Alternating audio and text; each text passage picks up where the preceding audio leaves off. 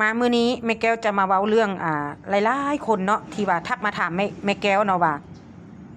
สิ้นเขาเจ้าหั่นนะ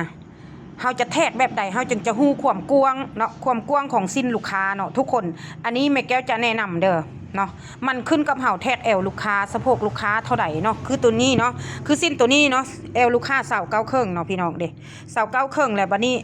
เฮาอยากฮู้ว่ามันแคบหรือมันกว้างเฮาก็เอาแอวมันหั่นมาแทกเบิ้งเนาะมาห่านเบิ้งเนาะและสิ้นเขาเจ้ามันได้ต่อกลางบ่เนาะหรือบ่ได้ต่อกลางพี่น้องเนาะคือสิ้นตัวนี้นี่จะบ่ได้ต่อกลางเพราะว่าแม่แก้วแทกแล้วว่าสิ้นนี่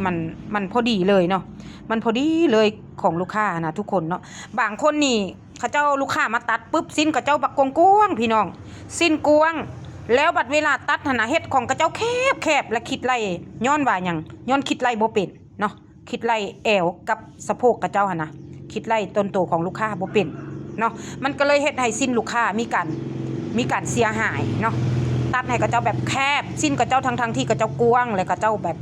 นุ่งให้มันสบายไปตัดสิ้นกระเจ้าตัดแคบย้อนอย่างย้อนเฮาบวกลบคูณหารบ่เป็นพี่น้องฉะนั้นเนาะถ้าเฮาอันน่ะยิบแล้วเนาะเฮายิบแอวกระเจ้าแล้วเนาะแอวกระเจ้าสะโพกกระเจ้าได้เท่าใดแอวได้เท่าใดแล้วเฮามาต่อกลางแบบนี้นะเนาะอันนี้คือกลางเด้เนาะมาต่อเส้นกลางนี้แล้วเฮามาทบคืนถ้าเฮาบ่ฮู้แท้ๆเนาะในการคิดไล่มาทบคืนว่าสิ้นของกระเจ้ามันตกอยู่ไสเวลาทบคืนเฮาก็ต้องเอาจำได้เอาจำส้นนี้พี่คันจะลุดก็ให้ลุดประมาณ1นิ้วพอเนาะส้นนี้นะลุด1นิ้วตัวแพรทางในตัวเฮาโตนี่นะเนาะลุด1นิ้วแล้วเฮาจับขึ้นมาจังซี่ถ้าว่าสิ้นตัวนี้มันลุดมันก่ายตัวนี้ลุดเข้ามาทางในพี่นะลุดแบบซี่เนาะดูกหน้าเนาะนี่เนาะอันนี้ก็สะโพกข้างแม่นบ่นี่เห็นบ่ถ้ามันลุดแบบซี่ถือว่าสิ้นลูกค้านี่แคบ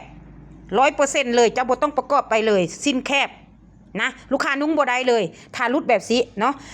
ให้กายมาประมาณ1นิ้วเนาะแทกมาเลยให้กายมาประมาณ1นิ้วเนาะนี่1นิ้วตัวนี้เนาะแทกมาจากดูกตัวนี้ดูกหน้านี่นะมา1นิ้วเด้อ